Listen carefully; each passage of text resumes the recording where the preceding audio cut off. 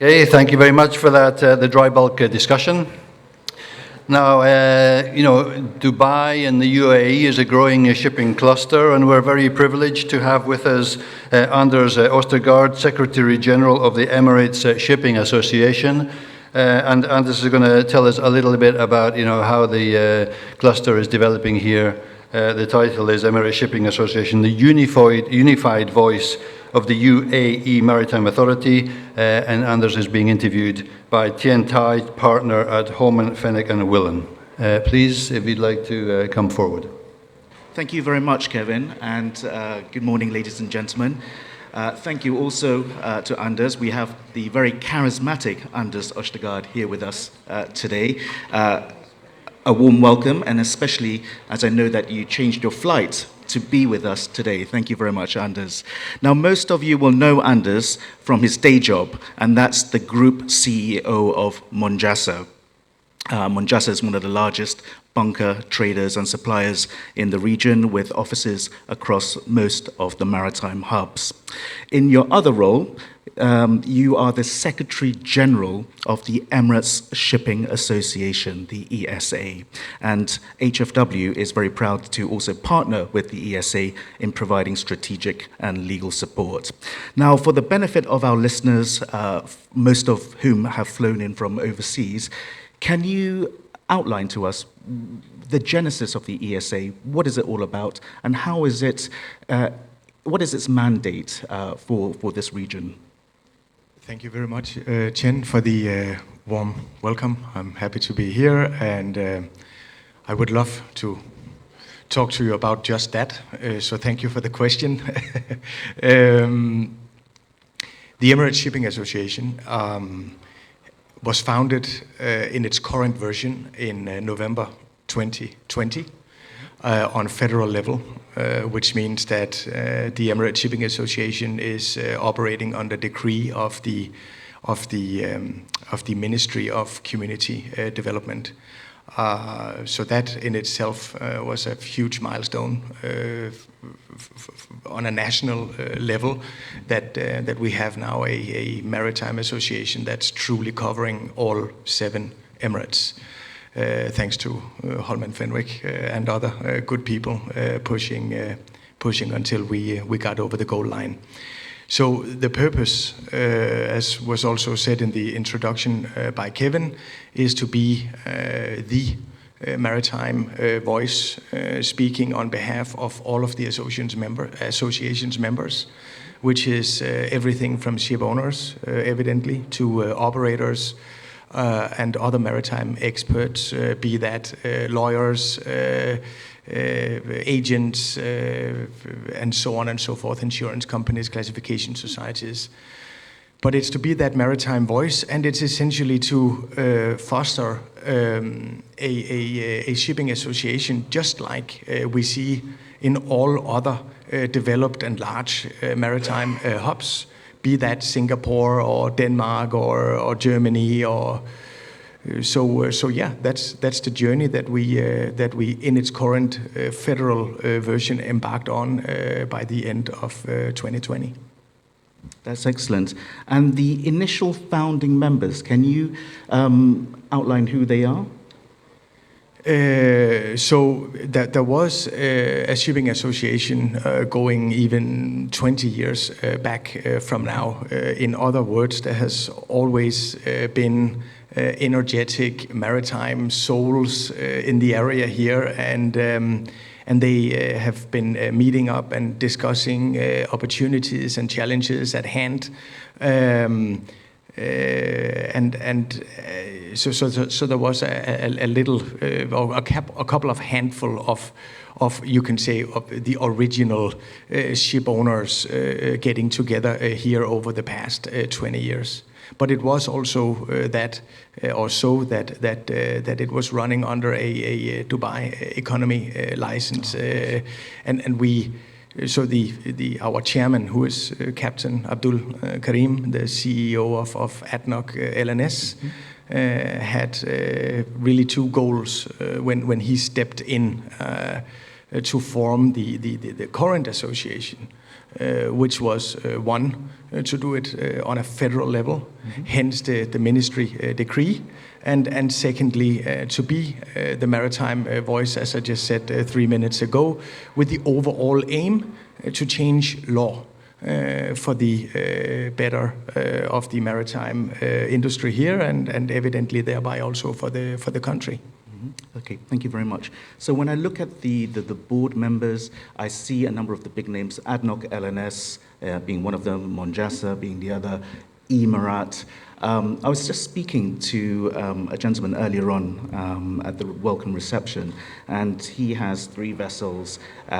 He's based in Sharjah, and he was asking what my topic was, and I was saying, well, I'm going to be speaking about, well, I'm going to be interviewing somebody on the ESA, and he said, oh, what is that? And so I explained it to him, and he said, oh, sounds like all the big boys are involved. Is there any benefit of me joining? That's the question to you. Is there a benefit for a smaller owner, somebody who owns maybe 1, 2, or 3 vessels based in a smaller Emirates in the UAE? Will his voice move the needle within the ESA? Every single member, and thereby every single voice that we can onboard in the Emirates Shipping Association carries weight. Let me also stress that the association is owned by its members. So there is no owner. The owners of the Emirates Shipping Association is its members, and that's how the decree works. Rome wasn't built in one day, and so tomorrow's maritime sector of the UAE is not going to be perfect tomorrow either. It's a journey, and the journey so far, first, it was about registering the association on a federal level. That required a lot of work. There was a lot of bureaucracy. You from Holman, Fenwick know it. You were an integral part of that legal journey. Once that was established, we needed to do the branding. With everything from the name of Emirates Shipping Association to creating the platform, which entails a beautiful office today in Sheikh Zayed Road in the single business tower and business bay. We needed to have events arranged with the purpose of evidently networking and scoping the pillars on which the association would build. What's our aim? What's our goal? So if we're the maritime voice, what are we going to do with it? And so we hosted with great mastering of Huma, our general manager, who's also here today. She and the team through these amazing big events. The most recent, very large event we had was during COP28. The Emirates Shipping Association is members of the International Chamber of Shipping. We have a board seat, which is held by Captain Abdul Karim, our chairman, who is also a board member of the International Chamber of Shipping, which is, you can say, the mother shipping association on a global level. And IMO's, one of IMO's closest partners in lobbying and sparring on a daily basis, speaking also decarbonization, is the International Chamber of Shipping. So we are there right in the middle of where it all happens. So back again to that journey of us now being fully established. So we are immensely happy. We are proud and thankful over the fact that we have around 65 members in the association today, very active members in counting. But we can keep networking. Well, we can, and it's fun, and today is great. But we need to get to work also. And so now is the time that you should ask me, so what work do you do? Anders, what work do you do? In fact, within your role in the ESA, what work do you do, and what are the most pressing issues for the ESA? Thank you, Tien. That's just what I was hoping you would ask. We have a few pillars. And I will try to not make this boring to listen to, because it's actually super interesting to deal with. Number one is the fact that there is a 9% corporate tax that hits the UAE, that hit the UAE by the 1st of Jan this year. 9%. So the whole tax issue is in contradiction to the new maritime law, which just came out. The maritime law of the UAE entails essentially the flag-in rules to hoist the UAE flag on the merchant fleet.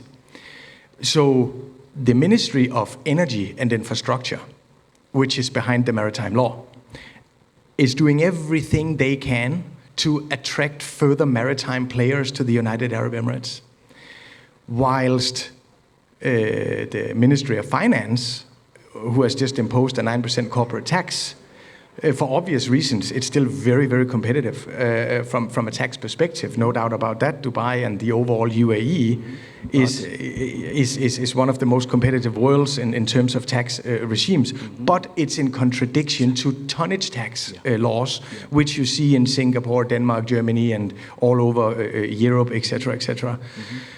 So we are right now in discussions with the Ministry of Energy. We are in discussion with Ministry of Finance. And so from a flag perspective, it's to further smoothen the flag-in process of the UAE flag. Mm-hmm. It's to adopt IACs, classification societies, into the UAE flag. It's insurance companies, P&I, let them, or having them to accept the UAE flag, which they do. Mm-hmm. And it's not the least also the banks. The securitization around your registry with the UAE flag, because the overall aim again of the country is to hoist is to become a Singapore, to become a Hong Kong, to become an EU, i.e. to have as many UAE flags flying the merchant fleet around the globe. That's fantastic. Mm-hmm. And we're on that journey right now. We're in those discussions with the ministry right now, and then with the Ministry of Finance as well, to create that tonnage tax regime. So the next step for the Shipping Association will be to create working groups. And this is where every single member voice comes into play, because we need to produce those white papers to the ministries on which they can change law. Okay, so the next question then is, if I am an owner, flagged locally, onshore, can I look forward to not paying corporate tax going forward? You can look forward to paying corporate tax today if that was the case, and that's the problem. But yes, you can absolutely look forward to be perhaps not tax exempt, but tonnage taxed in the exact same way as you see in any other major shipping hub. Okay, well, that to me already sounds like a fantastic value add that the ESA can liaise with the relevant governmental authorities to explain. We have a sector that contributes a significant amount to the UAE's GDP. It's an important sector if we are trying to attract owners from well-developed maritime hubs in Asia, in Europe. The first question they will ask, probably you will ask when you decide to set up Monjasa here, is what's the benefit to me? Why would I come to the UAE when compared to a Singapore, when compared to a Hong Kong, when compared to Greece, and so forth? These are real questions, and taxation is going to be an integral part of that. When we ask the question, what can the UAE maritime sector, or what can the Emirates Shipping Association do for me? I think this is a very important point, because we get asked all the time about that. What I would love for everyone to feel and to think is, what can I do for the UAE maritime sector? That's really the way we should start asking ourselves as ship owners and operators. If we want to change a problem or solve a problem at hand, we need to get together to do that. And inside the Emirates Shipping Association, we are, all of us, just human beings. This is uncharted territory, but we need to get together. And so we sit down and talk about this. But it has been very, very important for us as well not to create working committees, working groups, technical committees, without making sure that we have a receiver. Because then what are we sitting together for? Coming up with all of these ideas of which kind of tonnage tax regime we should have, or how we should decarbonize inside the UAE. Will this become a sulfur emission controlled area? What about the flag? I would actually like to flag in, but I have an IX issue with it because ABS or BV or whoever, just for the sake of the example, will not accept it. Or my bank finances with National Bank of Fujairah, and they would not accept the UAE flag. This is what we need to sit down and talk, and we are just around the corner establishing those technical committees. But the beauty of this is that the Ministry of Energy and Infrastructure will be part of those discussions. So they will be visible around it, and there will be tangible receivers to receive the white papers on which we suggest them to change law. And the best of all of this is that they're actually listening. And they're not only listening, they need the guidance of the Emirates Shipping Association. And the final comment is the fact that we charge 20,000 dirhams a year for an operating membership, and we charge 10,000 dirhams a year for an associate membership. What's the difference? The difference is that in order to be an operating member, you need to have maritime logistics in terms of tangible logistics assets in your company. It could be a port, it could be a ship owner, and you would also need to be an LLC. You would need to be onshore, and that's a requirement by the ministry. Okay. Because per se or de facto, associations in the UAE are not allowed by law. But the Emirates Shipping Association is that association, and we are established on a federal level. But the Ministry of Community Development wants to ensure that things are done the right way in terms of the legalities around it, and that entails onshore LLCs, and that way you get voting rights. So the operating members are essentially the registered owners of the Emirates Shipping Association, and then you have the associate members, which is for everyone else. Whether that's stevedoras or agents or insurance companies or lawyers or the rest of the maritime industry. And can individuals join in their own name, or are you looking for... Individuals cannot join. No, right. It's on an Huma. Individuals cannot join. Okay, good. Thank you. So here we are dictated by the rules of the ministry. So. But as you can imagine, if you multiply 65 into the average of 10 to 20,000 dirhams, we are not a very wealthy association. So every dirham counts, and it costs money to build an association. We have staff that needs salaries. We have communication platforms that needs to be run every single day, whether it's our homepage or LinkedIn and the events. So we live off from two things. We live off from membership fees, which, in my opinion, is in the very competitive end of global shipping associations, and then we live from much needed sponsorships. In where members can profile themselves at our events. So these are the two ways of which we are generating revenue. Whereas the International Chamber of Shipping, that could be a goal for us as well, they're producing publications. But we don't have the size and the depth yet to do just that. But so there are different ways. So it's three pillars. It's the flag. Evidently, it's the UAE flag that we are promoting overall. We need to put the UAE on the global map, on the 7 oceans, on all the merchant ships that we can get our hands on. It's tax, evidently, corporate tax versus tonnage tax. It will be a part of the options down here on the shelf. That is what we're working on. That is our goal and our promise. And then it's decarbonization. Yes. Whether we like it or not, it's coming. It's not going away, and that's a focus area for us as well. We're looking into to all the new kids on the block, be that ammonia or methanol or LNG, or none of which is available here in the UAE at present time. Biofuels are here, That's right. but the rest has yet to come. So that's a journey as well. And then, since I have everyone's attention, we have created this maritime leadership program, which we are advertising for in moment of speaking on our webpage. Okay.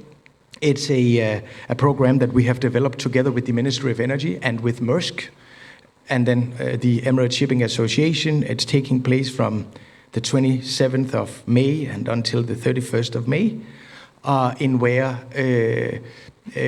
participants can subscribe to the program, and you will have a week in Denmark with Maersk, with the Ministry of Energy, and with a number of already subscribed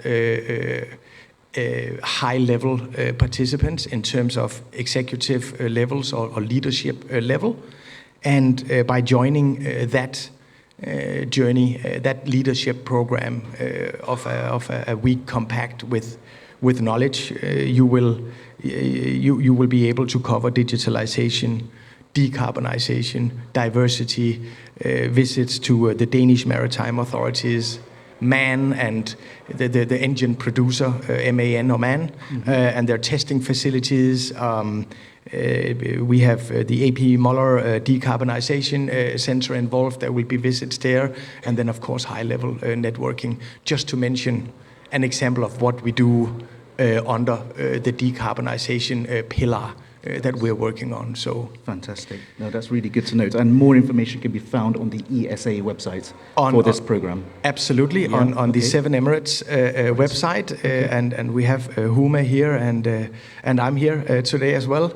So make as much noise as you can, please. Anders is elusive, so grab him while you can. Do we have a moment or two for any questions to Anders before we let him off this? Oh, hello, Chris. Hi, Chris. Can Chris not ask any questions, please? You've been vetoed already.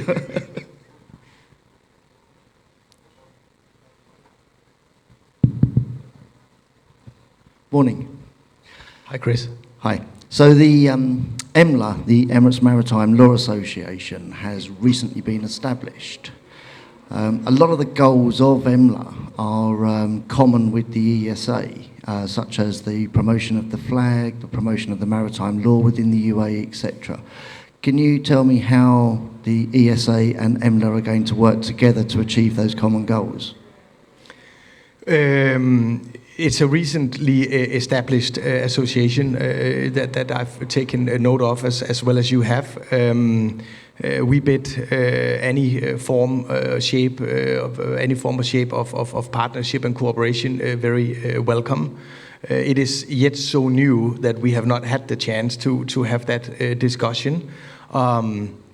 It's evidently a maritime law association, and whereas we are a maritime association, so I'm sure that there will be plenty of ways in which we can collaborate. I think again it's worth to mention here that the Emirates Shipping Association is created by federal decree under the Ministry of Community Development, whereas if I'm not mistaken, you have the EMLA, which is a locally based Dubai association, which is anchored in the DIFC, and is full of maritime lawyers, if I'm not mistaken, and right there is where I see a bridge for plenty of collaboration. Okay, thank you. We have one more question. And as most of shipping companies, many I would say, shipping companies are in free zones here. Now I think the bylaws which you have, perhaps guided by the ministry, is essentially you can have full members only as companies which are in non-free zone or the land-based companies which you have. Now, a lot of large ship owners are in free zones. So how do you plan to address that issue? Because of course, we don't mind being associate members, but then, there's a very limited role we could play there.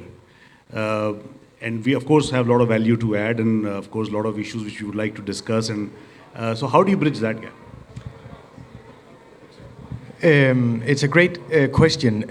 Whether you're an operating member or an associate member doesn't make any difference inside the association, except for the fact that there are no voting rights as decided by the ministry for the associate members. But the voice of associate members and operating members inside the association and in the working groups are completely equal. You will, however, only be able, again decided by the ministry, to see operating, i.e. LLC registered members be on the board of the Emirates Shipping Association and holding office positions. But when it comes to the working groups, it's all the same. No, I don't mean to be, having a long debate here, but, we are talking about having an independent flag, there's a maritime law coming in, etc. We can't cross that bridge that people who are based in UAE, yes, if we are unable to get them as full members with voting rights, etc., yes, I'm not sure what exactly barriers are we planning to cross after that. Well, I think I know what you're asking, otherwise ask again, but it's a very interesting topic you're bringing up, because the 9% corporate tax that we were just talking about, that applies for onshore companies. In fact, it does not apply for free zone companies. So you can still enjoy zero tax in a free zone setup. However, you cannot flag in with the UAE flag in a free zone company. So all the existing local-based, onshore-based Emirates ship owners, they are subject to 9% tax. So in a way, you're getting punished for being onshore, which is not logic at all. So the dialogues right now and the journey that we're beginning right now from a legal perspective is to make sure that the onshore environment of the UAE becomes a lot easier to deal with, just the way you know it from an offshore perspective. That is what we as members need to make sure happens from an onshore perspective as well. And I would personally like, as a ship owner as well, to hoist the UAE flag on a number, if not on all of our ships. It is just that the flag is not yet entirely ready for that from an international global trading perspective, and that's what we need to have done as well. But it's all focused on onshore. It's LLC, all of it. And you're absolutely right that there is a gap between offshore and onshore. And that is what the technical working groups and all the coming up talks of the Emirates Shipping Association needs to be about, changing the law of that. That is the wish of the chairman and the rest of the members and the ministries as well. Okay, I think we'll have to bring it to a close there, unfortunately. So Anders and Tien, thank you very much. Thank you. For the discussion. Thank you.